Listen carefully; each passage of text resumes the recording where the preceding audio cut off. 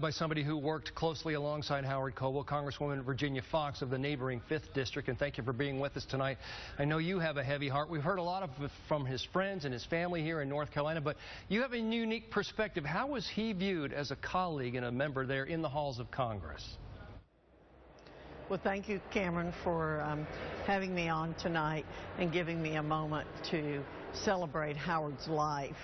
We all miss him. He was viewed just so positively in Washington, and I will tell you, all the hearts are heavy here in the Capitol tonight. Everybody who knew Howard is very sad, and the word got around very quickly today of his passing.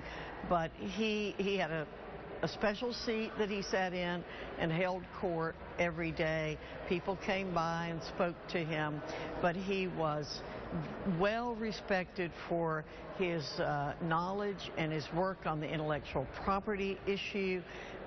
He extremely well respected, as everyone has said to you before, for what a gentleman he was and what a kind, caring person that he was.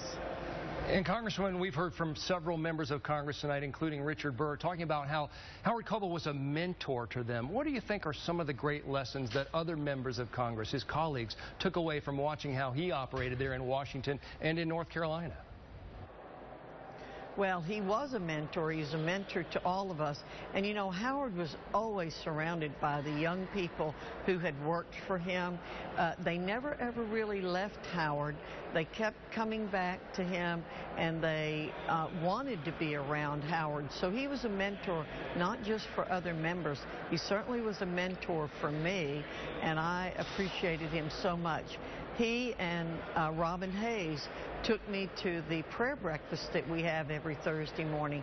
Howard was one of the most faithful people coming to prayer breakfast, and he really lived his Christian faith every day. He was kind to everyone, and everyone looked up to him. He had strong feelings. He was very conservative, had a very conservative voting record, but he was so generous in spirit that even people who were extremely liberal never took offense at him and his voting record. But he was just a great guy. I called him Howard, which is the way mountain people pronounce Howard, and he dearly loved for me to say that. And of course we called him the Dean because he was the Dean of the North Carolina delegation, and he really loved that too. He had a great sense of humor. When you think back about his life today, and I'm sure you've reflected on that, what do you think you'll miss most about your time around Howard Coble?